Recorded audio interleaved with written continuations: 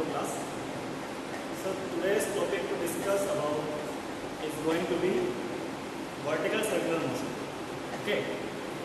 So vertical circular motion is obviously a part of circular motion, and in circular motion we have already discussed about the parameters related to the circular motion like angular displacement, angular velocity, angular acceleration, and we have also discussed about the centripetal force, centrifugal force, and then we have discussed some cases of circular motion, cases like turning of a vehicle on a level road, turning of a vehicle on a bank road, and circular motion of a conical pendulum, and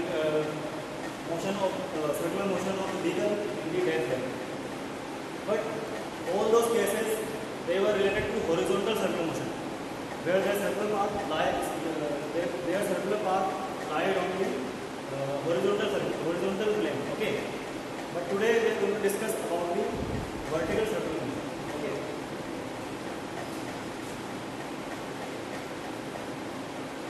Vertical circular motion. So, as the name suggests, in vertical circular motion, the motion of the particle is going to be on a circular path in such a way that that circular path is going to lie on the vertical plane. So you can see that with a simple example, like if I have a mass, okay, and I have attained that mass with one end of the string, and other end of the string I have hold it with my hand and started swinging that, so that the particle is in motion in the circular path, and that circular path is in the vertical plane. This is the vertical plane, okay, and that particle is in the circular motion in the vertical plane, okay. So that is the simple case of the vertical circular motion, and that case, on behalf of that case, we are going to study the vertical circular motion. So let's say this is the circular path of a mass, this is the mass, and this is the string, okay. Okay, the mass is attached to the string like this, and the length of the string is going to be r. That's the radius of the circular path r, okay, and it's moving along that circular path. This is the lowermost point A, and this is the topmost point B. Okay, so this is a mass attached to string and in the vertical circular motion. Okay, so during its motion, what can you say about the tension and the velocity of the particle? Tension and velocity of particle. Tension of the string and the velocity of particle. What can you tell about that during the entire motion? So tension and velocity is going to be maximum at point B. Sorry, K. Lowermost point. And tension and velocity is going to be minimum at point B. That's what happens with any mass or any vertical circular motion. Okay. So if I want to make a mass, a particle, to make it complete circular motion in vertical plane, I need what do you think I need? Minimum parameter. What do you think? You might be thinking its velocity would be 0 at the topmost point, but that is wrong. See, before its velocity reaches 0, tension in the string already becomes 0. Before the velocity reaches 0. Okay. So that's why we are going to take the consideration of tension. So we can say the tension in the string on the topmost point might be 0. complete the circular motion or vertical circular motion for that particle. Okay. So let's say the particle is at topmost point. What are the forces on the particle at that point? One is tension in the string, and another one is mg, gravitation force on the mass, where the m is the mass of the particle. Okay. So tension plus mg plus mass of the gravitation force on the particle. These are the forces that are required. They are the required centrifugal force for this particular circular motion. Okay. So we can say V plus N equals mv square, where v is mv square upon r. Okay. So we are taking consideration of the minimum value of v. So let's talk about the case 1. Case 1 is when the particle completes the circular motion. Okay. Particle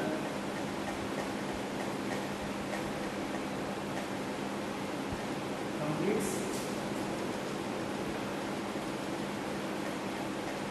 circular motion. Or loop, you can say particle completes the loop. So for that case, we need tension for minimum value. We need tension to be 0 at the topmost point. So putting tension 0 in this equation, we can say mg equals mv square upon r. And from that we can say v square equals gr. Okay. So from that we can say v is equals to gr. And that is the minimum value for the velocity at the topmost point. Minimum value of velocity at the topmost point. This is the required minimum value for the velocity at the topmost point of that particle to complete the vertical circular motion, to complete the loop. Okay.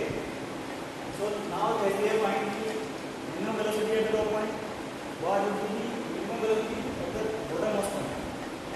So we can find that out by applying the energy conservation between these 2 points, because there is no external force acting on those dead particles apart of the gravitation force, and gravitation force is conservative force. So we can apply the conservation of energy between these 2 points.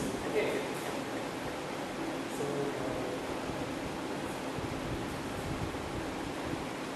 by applying energy conservation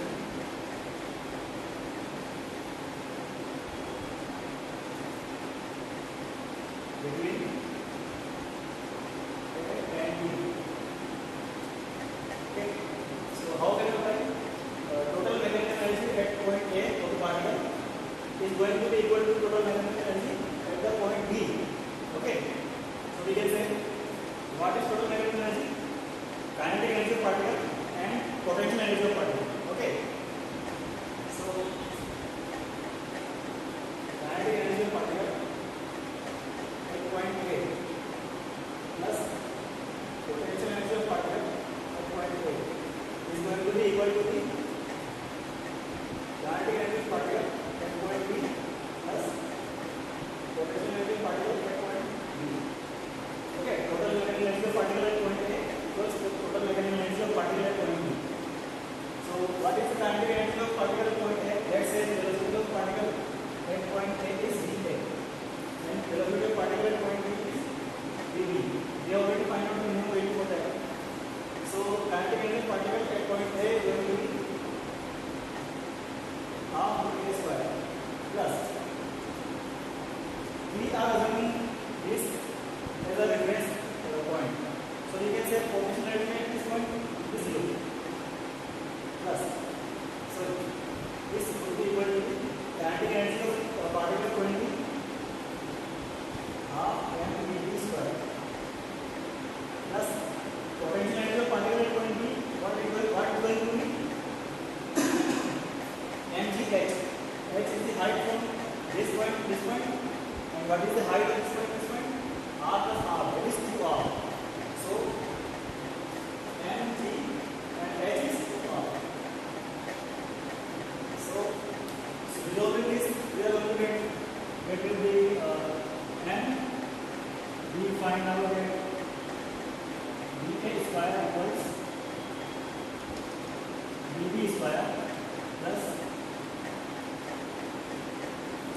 divide all the terms into 2. So here 2r into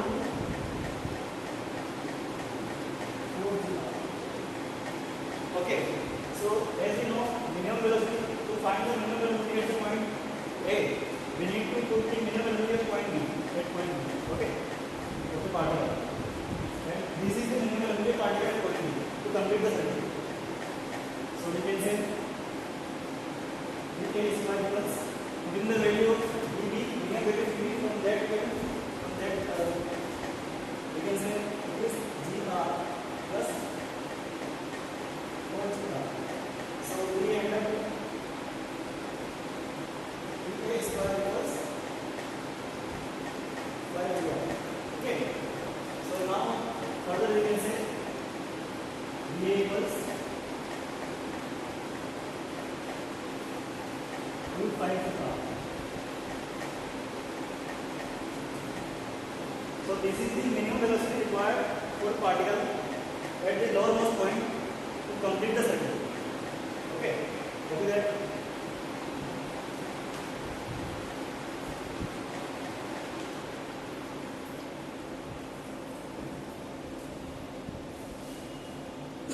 Okay, so this was the first case of our study.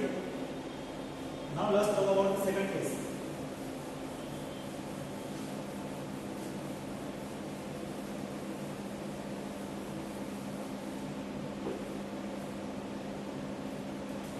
So,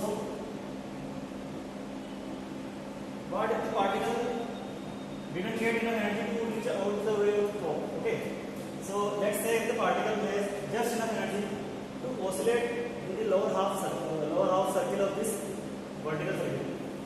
So in this case, the particle is only going to stuck between, let's say this is point C, this is point D. The particle is only going to stuck between these 2 points, C and D, in order to oscillate in this circular, in this lower part of the circle. Okay. So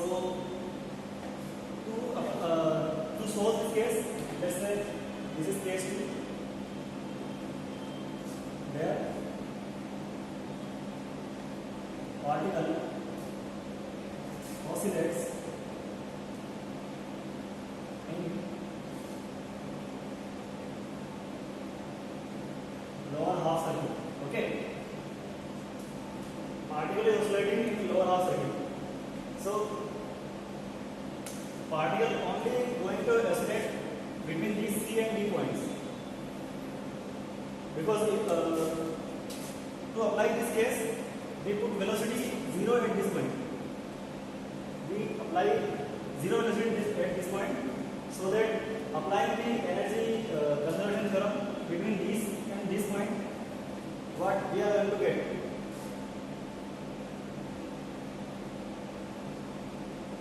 Kinetic energy at A point plus potential energy at A point equals kinetic energy at C point plus potential energy at C point. So what is kinetic energy at A point?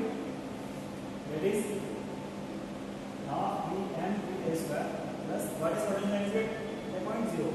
Again we are taking this difference. So potential energy is going to be 0 equals. What is the kinetic energy at C point? We are assuming velocity at C 0, so that it oscillates in the lower part of the circle. So putting the velocity 0, kinetic energy is also going to be 0, because putting the velocity 0, kinetic energy becomes 0. So 0 plus what is the potential energy at the C point? What is the height at the C point from A? It is R. So mgh, that is mgr. Okay, resolving this, getting rid of the m, we get dA square equals 2gr, and from there dA equals root 2gr. Okay, so what is this? This is the maximum value for velocity. For that, it can oscillate in the lower half circle. Any value lower than that, it is going going to oscillate in the lower half circle. This is our case 2. Okay. Now if we talk about the case 3, where the particle is going to move further from that point, further from C point, but it is not going to make all the way to the B point. In that case, what is going to happen? Look, in the case 2, our string has some tension. If string is not, tension in the string is not 0. In this case, tension in the string is not 0, but the velocity is 0. But the case that we are going to study about, the tension becomes 0 before the velocity goes 0. Sorry, yes. The tension becomes 0 before the velocity goes 0. That is the third case.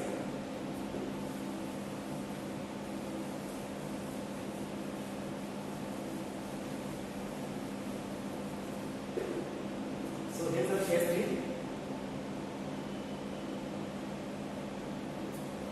So in that case, let's say particle is at this point and the tension becomes 0, but it has velocity.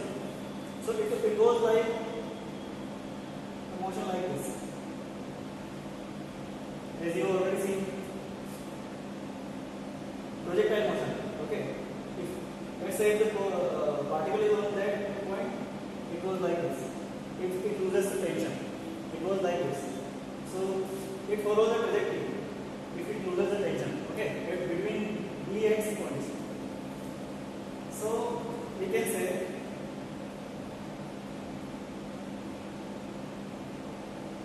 if the velocity is, let's say velocity is minimum velocity is root 5 gr to reach the top, and the maximum velocity to reach this point is root 2 gr. So if the velocity be anywhere between this root 2 gr and the root 5 gr, the particle is going to end up in anywhere between point B and C. So we can say the case 3 is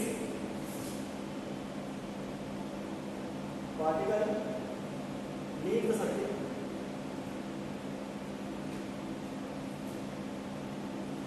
between points B and C. And how it is going to happen? If the velocity at the lowermost point becomes more than root 2 gr and less than root 5 gr. So if the velocity at the lowermost point, if it becomes more than root 2 gr, then it is going to pass that point, and if it is less than root 5 gr, then it is going to it is not going to be able to reach that point. So it is going to end up somewhere between point B and C, and then it is going to lose the circular path. Okay, so these are the 3 cases that we need to study in the vertical circular motion. Okay, so these cases are related to the string and mass case. So what if we have not given string and mass case? We can understand that with this example.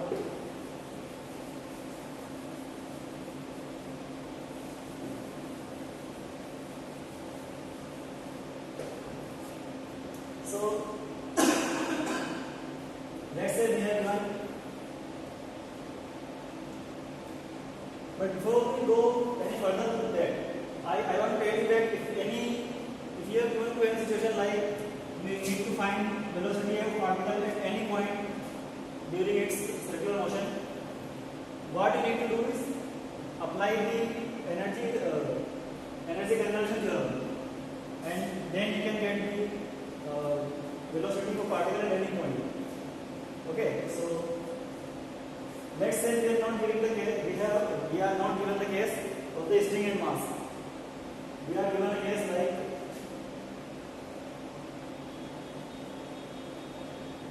like you are seeing some stunts in the videos.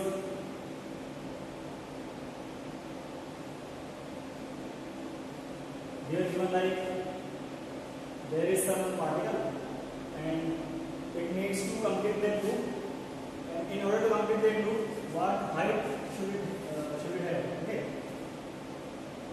So there is no string. So what force is going to work in this kind of situation for the required centripetal force? That force is going to be normal force. Let's say the particle is at this point. Then the normal force at the point. Let's say this point is point B and this is point A. So at point B, normal to surface, that is NB, is going to work as the required centripetal force. Okay. So let's say at point A its velocity is VA. Okay, and this is the radius R of the circular path. So, and this is the height of the particle, and we have given that surface is smooth. So you can say friction coefficient is 0. So we are asked what height should it be so that the particle at least make the loop complete. Okay, so we need to find least amount of height so that the particle at least completes the loop. So we know in this kind of situation where the particle at least completes the loop, minimum velocity is required at the lowermost point is V equals to 5gr. Okay, minimum velocity. So now we can apply energy conservation theorem between these 2 points. Let's say it is point B, it is point A. We can apply energy conservation theorem. We can say kinetic energy at point A, which is point B, plus potential energy at point P equals kinetic energy at point A plus potential energy at point A. Again, we are taking this as a reference, so potential energy is 0 at this point. So what is the kinetic energy at point P? The particle is just dropped from that point. So there is no velocity at this point on the particle. So kinetic energy of particle is 0. So 0 plus what is the potential energy of particle at this point? This is the height. So mgh. This is the potential energy of point P at point P of the particle.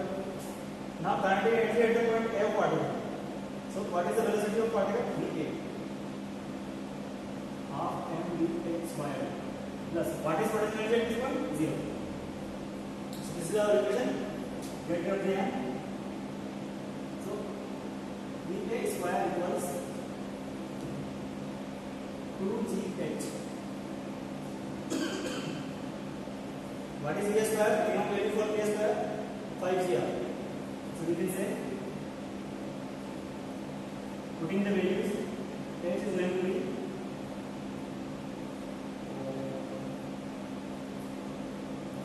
h is going to be 5gr divided by 2g. Here cancel out the g to g. Okay. So what h is going to be? H is going to be 5r1 2. Or if the radius is not given but the diameter is given, then we can say it is equal to 5d/4. Okay. So that's how we are going to solve these kind of problems. Okay. So that's it for today. Thank you very much.